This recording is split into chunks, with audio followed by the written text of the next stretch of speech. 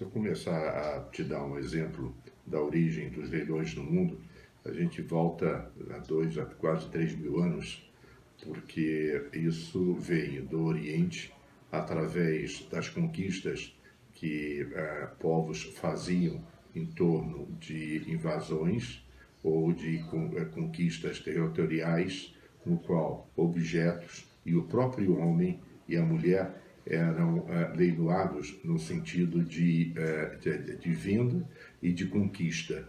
E depois, no decorrer dos séculos, as vendas, sempre através do comércio, pela melhor oferta naquilo que era leiloado. As grandes casas de leilões hoje têm de 500 a 600 anos, algumas são mais velhas que o próprio Brasil. Então, o leilão é uma tradição que vem já há vários séculos. E eu diria a você que hoje isso é tão consolidado que não há nenhum país no mundo que não tenha casas leiloeiras a serem vendidas, obras de todos os sentidos, tanto carros, quanto apartamentos, como prédios, terrenos e principalmente obras de arte. Ao que dá muita mídia no sentido de divulgação são as obras de arte que pegam preços muito altos através desses leilões mundiais.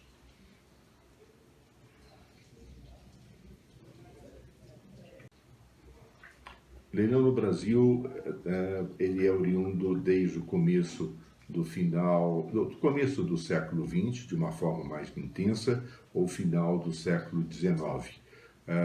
Grande parte da coleção do Museu de Belas Artes do Rio de Janeiro, quem foi que fez foi Dom Pedro II, através de aquisições que ele fez na Europa para poder formar um acervo na antiga capital do Brasil, o Rio de Janeiro. Quando a profissão foi solidificada e formada através de um decreto federal em 1932, ela estabeleceu que o leiloeiro tinha condições de leiloar tudo ou qualquer coisa ligada a objeto, principalmente de empresas que faliram ou de famílias que estavam em disputas judiciais. A identificação do leilão no sentido físico naquele período era feito através do leiloeiro que colocava uma bandeira vermelha na porta da casa ou da fábrica para comunicar que aquele espaço haveria um leilão público. O leilão público é realizado por um leiloeiro oficial, que ele é designado pela junta comercial de cada estado, no qual ele pode leiloar depois de uma avaliação feita em comum acordo para com o juiz ou com os proprietários dos objetos. Os leilões no Brasil se expandiram muito nos anos 50, nos anos 60 e estouraram no sentido de ter várias casas na realização e na confecção de leilões a partir da década de 70. Eu me refiro principalmente a leilões de arte. Hoje, quando você abre um jornal de domingo, tem 4, 5, 6 páginas anunciando os mais diversos tipos de leilões em todo o Brasil. Já é um negócio especializado, já é um negócio sólido, já é um negócio procurado pela sua forma transparência, a sua forma transparente de venda e de mercado.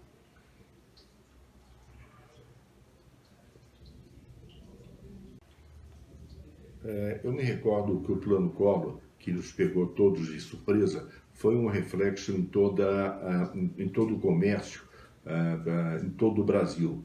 O fato dele ter congelado ou ter solicitado a congelar todas as contas, lógico que refletiam no mercado no sentido de desconfiança para com aquilo que estava sendo realizado.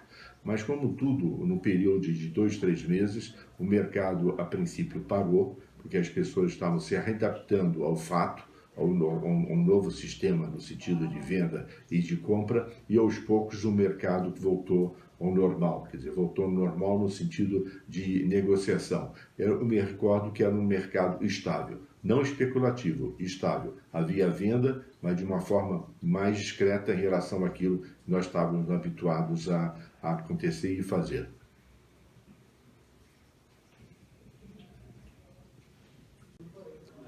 O Plano Real trouxe, através da estabilidade da moeda, no sentido especulativo, uma forma mais forte das pessoas investirem. Eu me refiro a obras de arte, que é esse meu setor, é isso que eu conheço, é isso que eu faço, no sentido de investimento. Se colocou e se viu que a partir desse momento a compra de obras de arte de artistas de primeira linha era um investimento seguro e tranquilo. O que sempre se usou como referência, o dólar como base para poder se fazer as avaliações, a partir do plano real, todas as obras sempre foram estabelecidas com essa referência de moeda brasileira. O real deu estabilidade no sentido de preço para as avaliações feitas com obras de primeira linha e obras de arte em geral. Quanto ao governo Lula para com os leilões de arte, o que ele trouxe no período que ele esteve comandando o governo durante 8 anos, todo o reflexo positivo que houve no comércio exterior no mundo, que refletiu no Brasil, também refletiu no mercado de arte, criando uma estabilidade no sentido de compra e de venda.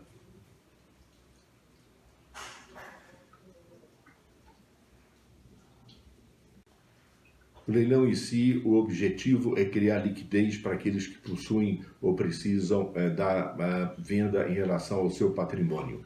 Qual é a vantagem do leilão em relação a uma venda de uma galeria de arte?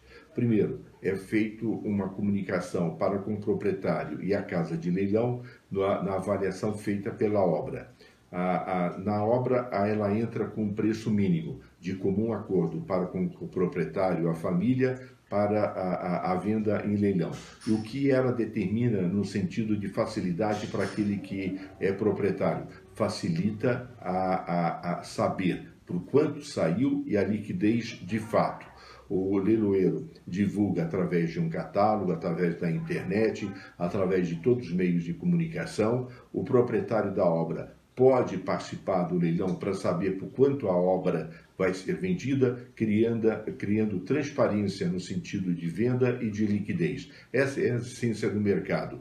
Transparência para o dono que sabe por quanto está sendo vendido a obra em questão, o seu patrimônio, e liquidez no sentido de rapidez de se fazer o dinheiro no sentido da venda. Quando um cliente coloca numa galeria, a obra pode passar 6 meses, 1 ano e continuar à venda, e o leilão ele sabe de imediato por quanto saiu, por quanto vai dar, por quanto ele vai receber e por quanto eventualmente por quanto foi vendido.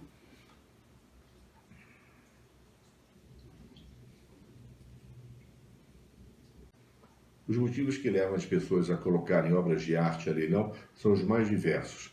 A gente costuma receber muitos quadros no período de janeiro, fevereiro, que pessoas que precisam de liquidez para poder arcar com as despesas inerentes ao começo de ano, impostos, a matrícula de filhos, equivalente. Ou então tem gente que tem que vender, ou porque os filhos estão estudando no exterior, a filha vai casar, querem fazer uma reforma de casa, ou então também, isso é também muito comum, a pessoa que juntou quadros no decorrer de toda a sua vida prefere vender todas as suas obras, dividir o dinheiro com os filhos, para que isso a posterior não tenha nenhum problema ou divergências entre eles, para criar uma condição de igualdade no sentido de divisão. Então ele administra a venda, recebe os recursos e divide isso para a família, para que todos eventualmente possam usufruir aquilo que ele acumulou no decorrer de todo o período. É muito comum as pessoas colocarem obras à venda porque os filhos ou seus descendentes diretos não são todos que se interessam. Podem um ou outro se interessar. E para não evitar brigas no sentido de partilha ou de bens, ele prefere, neste caso, negociar, vender, para que isso possa depois ser dividido. Uma outra parte dos clientes costumam colocar à venda para renovação de colocação de acervo, vendendo alguma coisa para comprar obras de outros autores ou do mesmo artista, mas de outro período no qual ele não tenha na coleção, e nesse caso reciclar. A venda é uma coisa que é quase que de imediata. O preço que os leiloeiros geralmente avaliam é para dar condições de liquidez e venda no sentido de do mais rápido possível.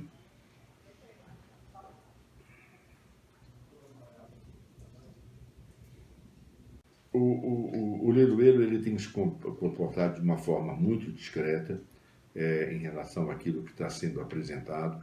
Ele, a princípio, para quem leiloa obras de arte, ele tem que conhecer e ter informações daquilo que está sendo leiloado.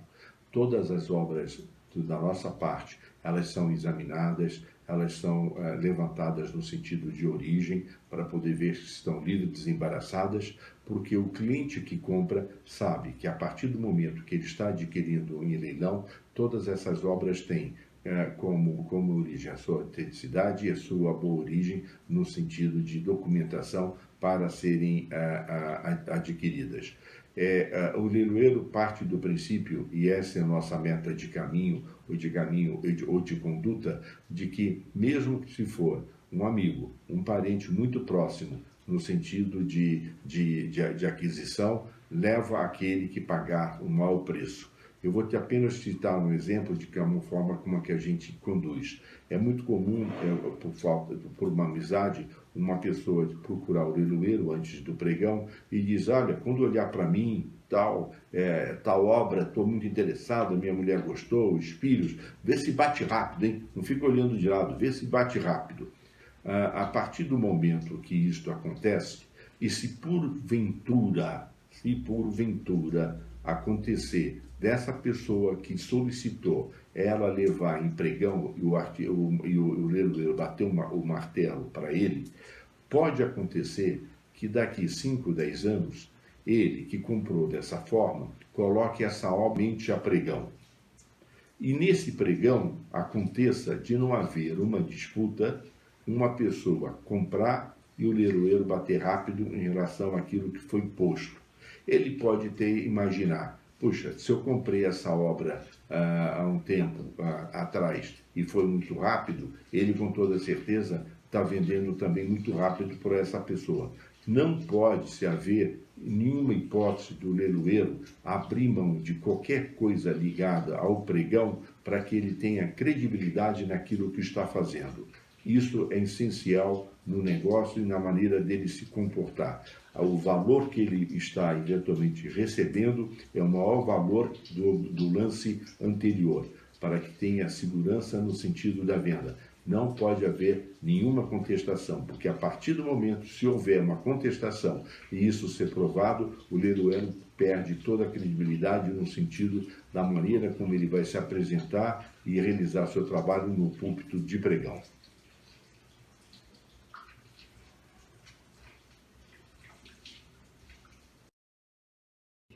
Eu vou citar uma disputa que houve nesse último leilão que nós fizemos agora no dia 12 de novembro.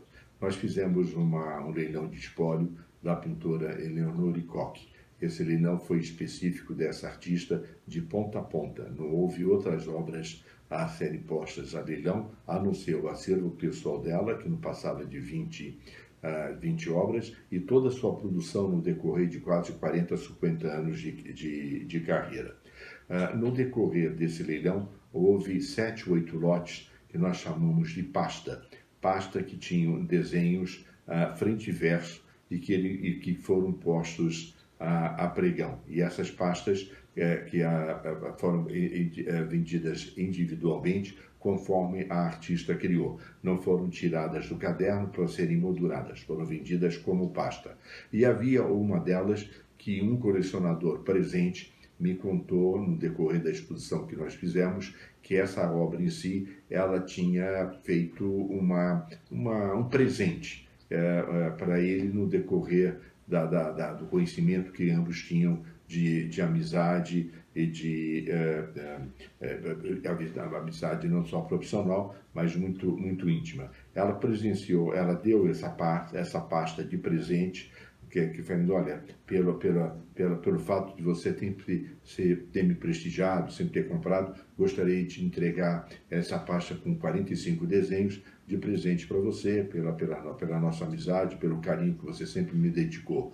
E ele, muito emocionado, chegou, houve por bem não querer levar, porque se sentia constrangido de receber de uma senhora que naquela época já tinha 90 anos de idade, um presente que era muito especial e de muito valor. Ele agradeceu com muito carinho, com muita atenção, tudo aquilo que ela sempre o dispensou e não quis levar esses desenhos, ficaram com ela. No decorrer, depois dela falecer, essas obras entraram no pregão que nós fizemos agora, dia 12, e elas foram estabelecidas como um preço base, R$ 45 mil. 45 eu poderia vender a pasta. A obra foi extremamente disputada, de R$ 1.000, no qual dois colecionadores disputaram a obra até o final e ela foi vendida por R$ 241 mil, praticamente quase R$ 200 mil, além do preço mínimo estabelecido com avaliação. Depois, ao entregar no decorrer dessa semana a pasta para o cliente que disputou, eu perguntei para ele por que ele disputou com tanta avidez, porque ele levou. Ele me contou, ela quis me dar de presente, eu fiquei constrangido com o presente, não quis levar essa obra, mas eu sabia que no decorrer da vida, eu talvez, se tivesse oportunidade, eu iria comprar aquilo que ela quis que eu ficasse.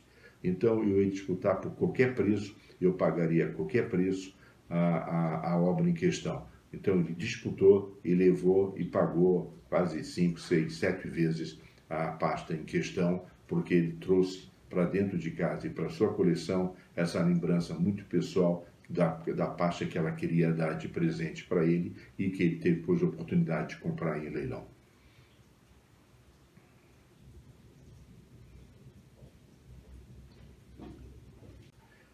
Nós fazemos a divulgação do leilão através de catálogos, através pela internet, por telefone e todos os meios de comunicação para poder atrair o cliente, aquele que está interessado em adquirir alguma obra. A partir do momento em que ele ainda não está credenciado pela galeria, ele recebe uma ficha no qual ele preenche todos os seus dados e a empresa em si, nesse caso o leiloeiro, vai fazer todo um levantamento, passar para ele um número ou um código, se for pela internet ou por telefone, para que ele tenha acesso às compras efetuadas nesses dois meios de comunicação. Se ele estiver presente no leilão, ele recebe um número que deve ser usado nas aquisições que ele fizer. Mas antes disso, para que ele possa ter esse RG de compra, ele tem que se credenciar para poder a empresa fazer um levantamento da pessoa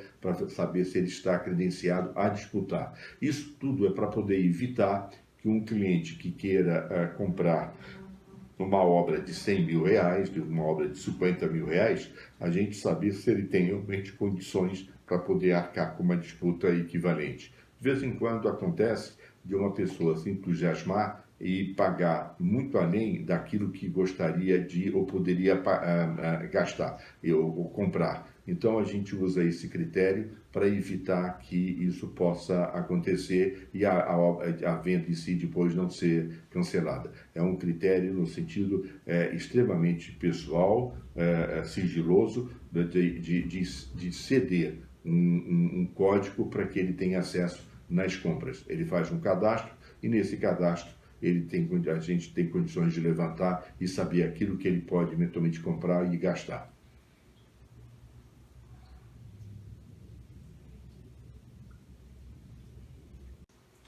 O processo de avaliação de uma obra de arte, eu vou me referir a uma pintura.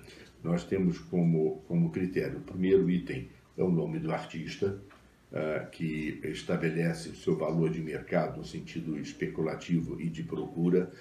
O segundo item é o tamanho da obra em si, depois o tema e depois itens que isso agregam no sentido da obra a ser avaliada. Se a obra está datada, se a obra está bem conservada, se não passou por nenhum processo de restauro ou de limpeza, se a obra faz parte de uma fase rara do artista, se a obra pertenceu ou pertence a alguma coleção importante, se a obra participou de exposições no qual o quadro está catalogado, participou de exposições de coleções ou de galerias, ou de museus, ou de institutos. Todas essas coisas são itens que justificam uma avaliação.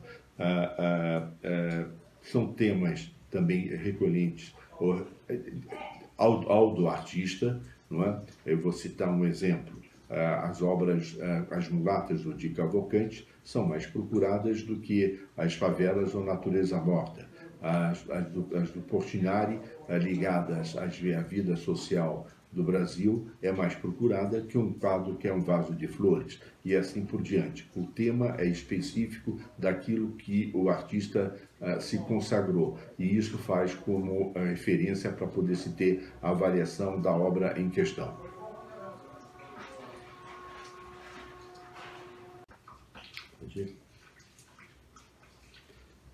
O martelo é um instrumento de trabalho do leiloeiro em relação ao tempo e espaço. Quando o leiloeiro está no púlpito, ele tem dois modos de trabalhar com o martelo. Primeiro, batendo constantemente para poder criar a atenção da plateia em relação àquilo que ele está tendo negociado. E depois, para poder estabelecer para os presentes que antes da finalização do último lance que ele tem a pregão, ele bate e canta 3 vezes. Dou-lhe uma, dou-lhe duas, dou-lhe 3. Isso para dar tempo para que a pessoa anterior que perdeu o lance em relação ao lance maior tenha tempo de estabelecer e saber se vai continuar ou não. O martelo é apenas um lembrete daquilo que está sendo negociado naquele instante, naquele momento. Quando o trabalho ou a venda estabelece um limite, ele bate para lembrar para o anterior de que ele está perdendo o lance em si, se ele vai continuar ou não. Por isso que ele canta 3 vezes, dou-lhe uma, dou-lhe duas, dou-lhe 3, para que dê tempo para o lance anterior superar ou não o maior lance que foi dado naquele momento.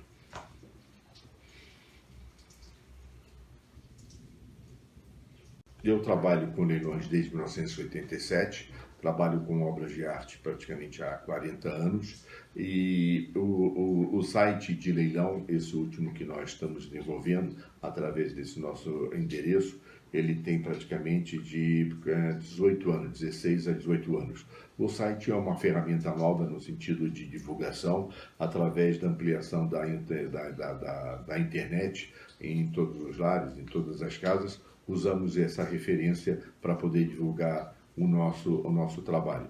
E eu diria que o site hoje representa a fonte principal de divulgação em relação ao que nós temos em leilão no seu cotidiano. Apesar de fazermos um catálogo para cada pregão efetuado, para que as pessoas tenham uma orientação física daquilo que vai ser posto à venda. Hoje o site, no sentido de divulgação, ele é 24 horas, então é constantemente o meio ou a mecânica de venda que me dá uma amplitude de informações e de venda em pregão, para o leilão.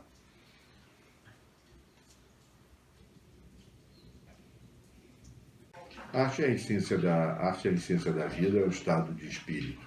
O homem da caverna, ao querer manifestar em relação ao seu semelhante, ou aquele que convivia com ele dentro desse ambiente, ele, através de um pau de carvão ou de um pedaço de pedra, de terra ou equivalente, ele desenhou o seu meio nas paredes, e isso atravessaram os séculos e são referências no sentido de comunicação. Arte é a essência da vida no sentido da rotina, daquilo que nos traz de melhor satisfação para com a vida.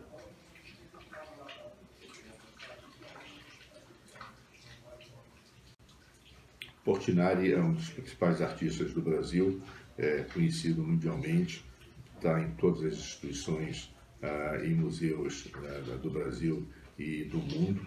Tem 2 painéis fantásticos que ele fez na década de 50, a pedido do governo brasileiro, que doou isso para a ONU, o Guerra e Paz, que recentemente esteve no Brasil para restauro. O senhor João Portinari, que o filho único do artista, que coordenou a vinda e toda a manutenção da obra, esteve exposto no memorial, no Memorial na América Latina, em São Paulo, no Teatro Municipal, no Rio de Janeiro, também esteve no teatro em Belo Horizonte, depois ele esteve no Grand Palais em Paris, que lá finalizando esse itinerário mundial para com a apresentação da obra, que levou quase 2 anos, e depois ele voltou para a sede da ONU lá em Nova York. É o principal artista, é aquele artista que maior número de valores pega em leilão, extremamente conhecido e procurado. E nesse próximo leilão que a gente vai realizar agora, dia 26 e 27 de novembro, nós tivemos a satisfação de uma empresa do Rio de Janeiro nos ceder para colocar a pregão 15 desenhos importantes desse grande autor, entre estudos e desenhos finalizados, todos eles reproduzidos no raisonné de 5 volumes que o João Portinari, o filho, no decorrer de 25 anos, catalogou a obra desse grande autor, um trabalho gigante, um trabalho importantíssimo, porque 99% da obra do Portinari está lá catalogada. E todos esses desenhos que vamos colocar com muita satisfação a pregão agora, da semana que vem, são obras que estão lá reproduzidas no raisonné do autor. É uma oportunidade de se comprar e se ter uma obra de um artista importantíssimo, com um preço muito aquém do seu valor real. A empresa colocou com preço baixo, exatamente para poder dar disputa e liquidez no sentido da venda. É uma oportunidade nesse próximo de participar, e quem quer ou gostaria de ter uma obra do Portinari está em um momento adequado para poder fazer a sua aquisição.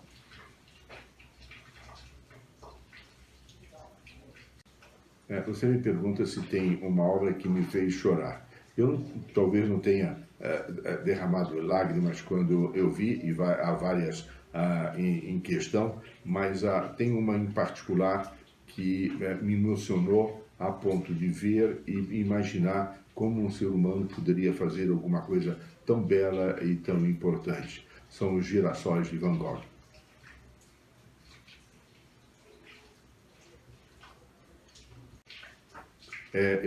Você me pergunta se eu já sonhei com um leilão. Por mais experiência que eu tenho, quase 40 anos realizando, fazendo e mexendo, cada leilão é quase que sempre um filho novo que está surgindo, um momento novo que pode acontecer. Toda a essência, no sentido de estrutura, o leilão é montado, mas o decorrer daquilo que vai acontecer, a gente só sabe no momento.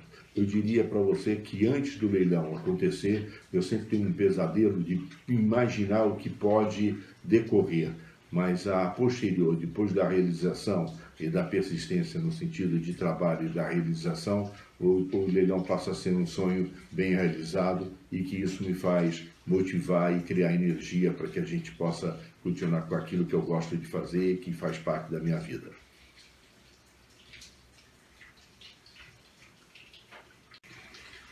O Café da Manhã começa a abrir sempre as folhas de jornal para acompanhar e ver se tem algum anúncio de algum colega que esteja fazendo ou realizando. Como eu tenho uma vida muito corrida no decorrer do dia, eu tento me alimentar da forma mais frugal possível de manhã, porque eu nunca sei que horas eu vou poder almoçar. Não tenho um horário fixo, não tenho um horário para sair para fazê-lo. Tem dias que 4 horas da tarde eu estou tentando comer alguma coisa porque o dia foi corrido e não foi possível. Mas sempre de manhã, um café, 2, 3 frutas e quando der, um gosto pessoal, sempre 2 ovos que me dão energia para poder suportar o dia todo.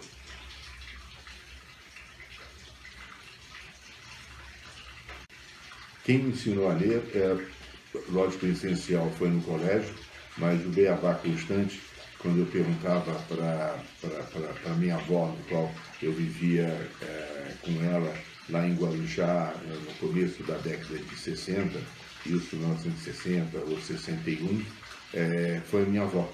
E através das cartas, dos jornais, das revistas da época, eu pedia para ela poder ler e ela, ao fazer, ela soletrava cada palavra e cada letra, e foi aí que comecei a assimilar, e isso me traz boas lembranças no sentido de início de vida e de luta para com o nosso dia a dia.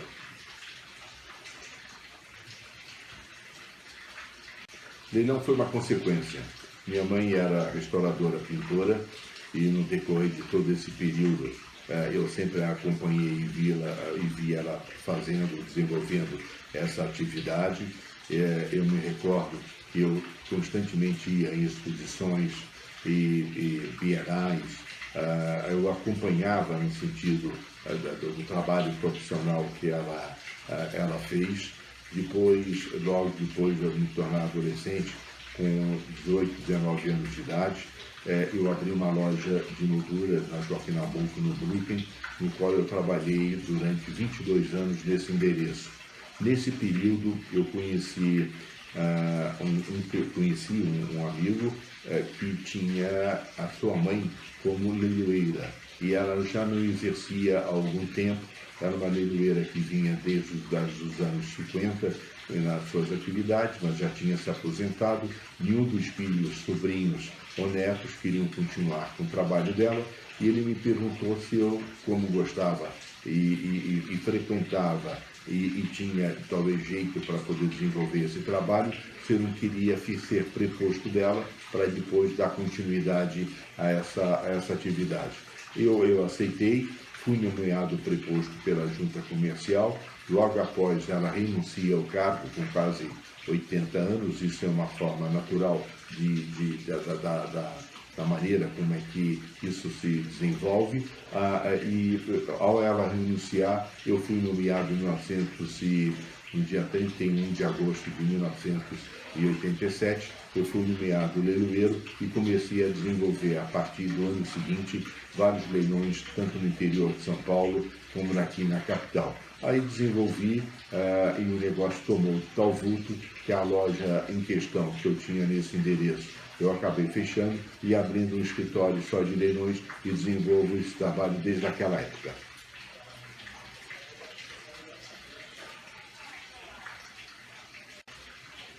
Meu nome é James Arthur Lobo Lisboa. Trabalho com obras de arte há 40 anos.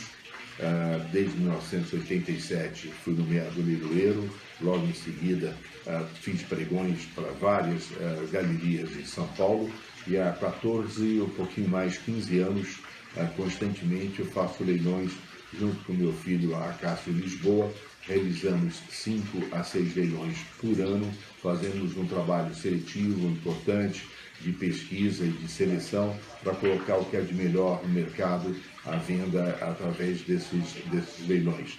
Esse ano foi um ano propício, nós fizemos 5, em média fazemos 4, e o ano que vem pretendemos fazer a cada 2 meses um leilão, finalizando com 6 leilões anuais. Um mês para poder captar e um mês para poder fazer, no sentido de exposição e de venda. O mercado é amplo, ele hoje tem várias casas de leilão fazendo em São Paulo, há mercado para todos, mas todos aqueles que trabalham de uma forma positiva têm condições de fazer e ter um resultado financeiro satisfatório.